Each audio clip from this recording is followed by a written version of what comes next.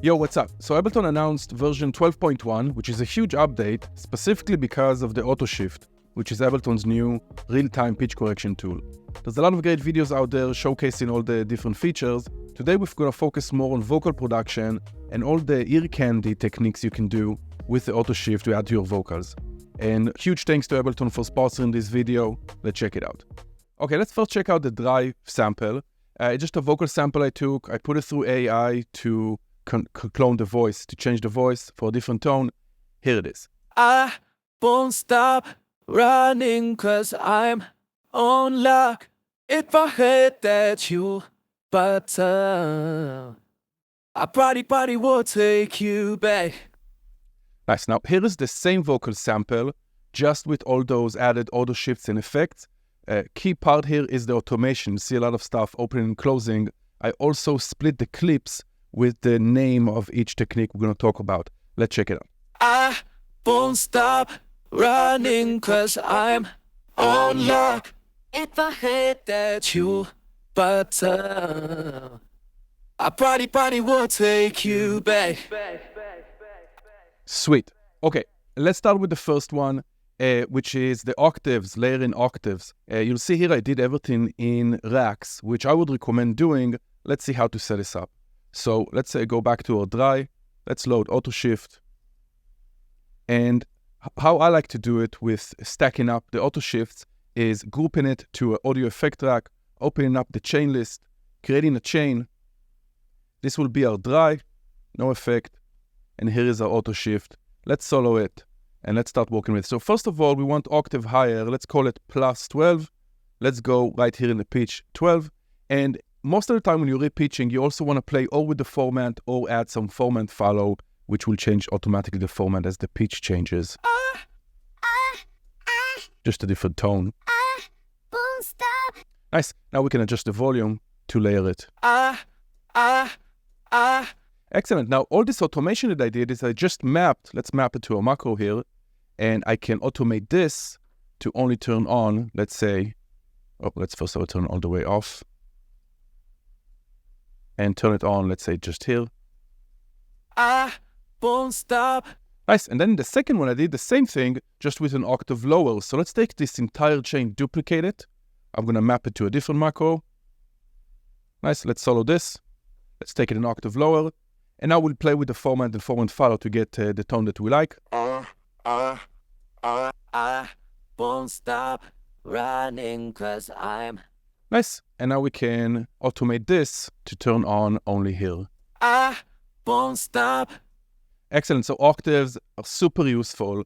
In my example, I also added some roar after them just to make them more consistent and louder. But already it's a beautiful layering ear candy for vocals just with octaves. Sweet. Let's jump and we come back to the harp harmony. Let's jump to the harm stack. And this is the same thing with the octaves. We're just adding more scale degrees and panning them. On lock. Let's check this out. So we're going to continue. We're going to duplicate this plus 12. Let's call it plus 2. Whoops, this should be minus 12. Let's call it plus 2. I'm going to map it to a different macro.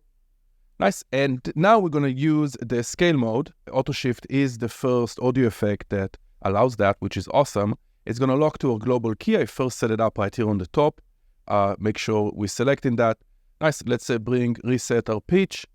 And now we're going to harmonize it using the shift, the scale degree shift here. Let's go up 2. Let's bring it up. On lock. On lock. Nice. Let's duplicate that. Let's go minus 2. On lock. Beautiful. Now we can pan them, hard left, hard right. On lock. Will be very apparent on headphones.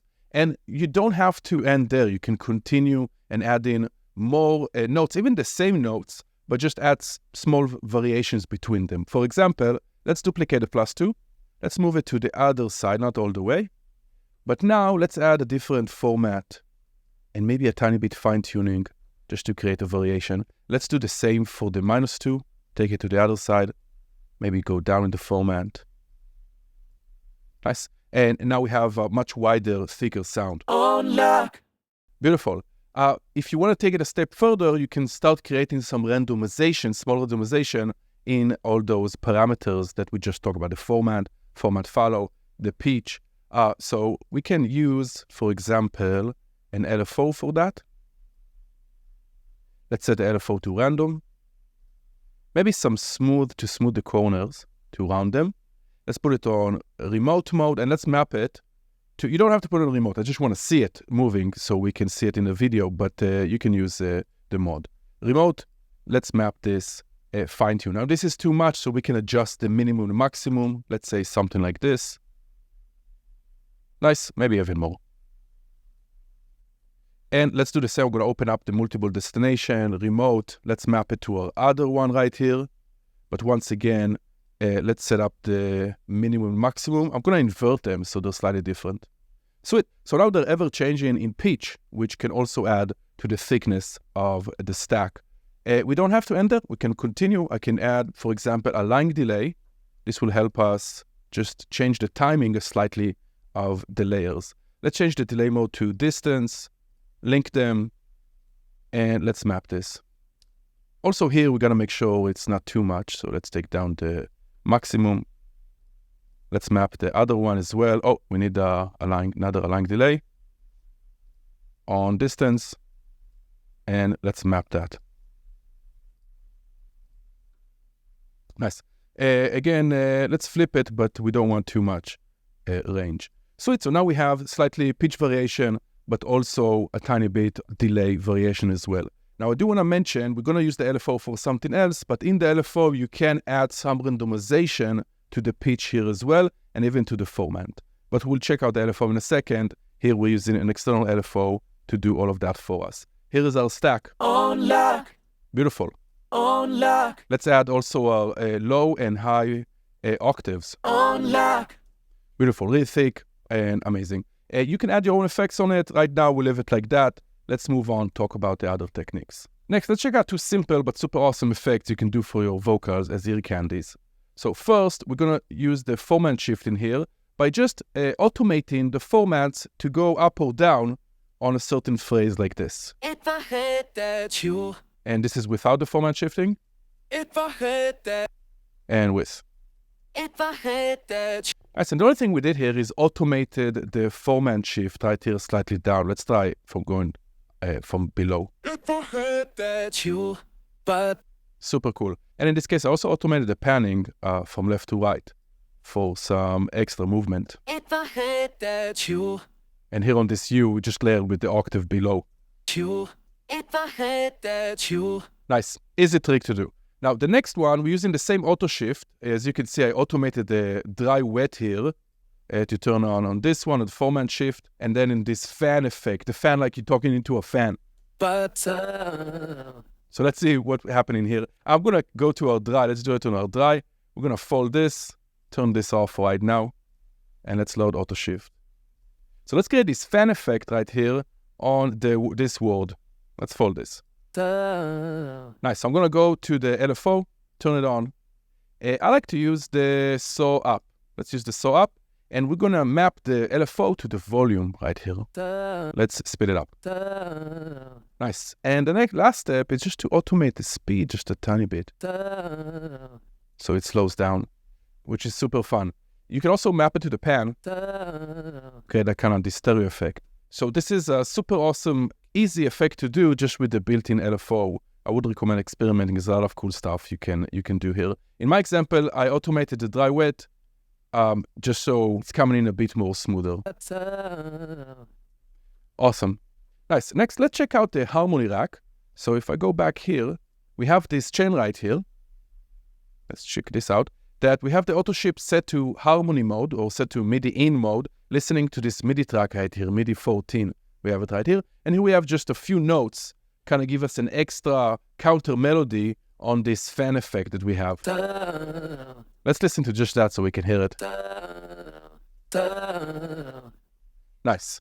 Here we have the same thing. We just took chords from the song, but we're using an arpeggiator on the MIDI. Let's listen to just this layer, which I love. It kind of gets it into the more experimental kind of world.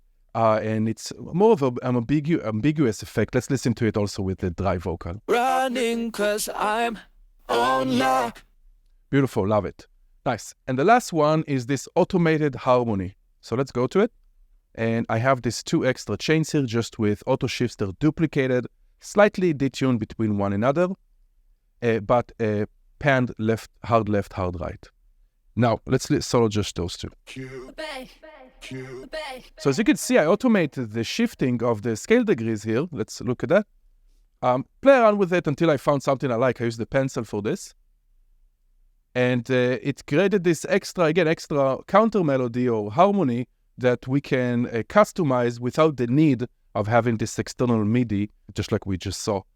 So this is another great technique of just automating the scale degrees, especially if you're in the key mode or just selected the key of your song. Nice. Lastly, I have here in the chain a mixing rack, which just adds more compression and saturation and some EQ.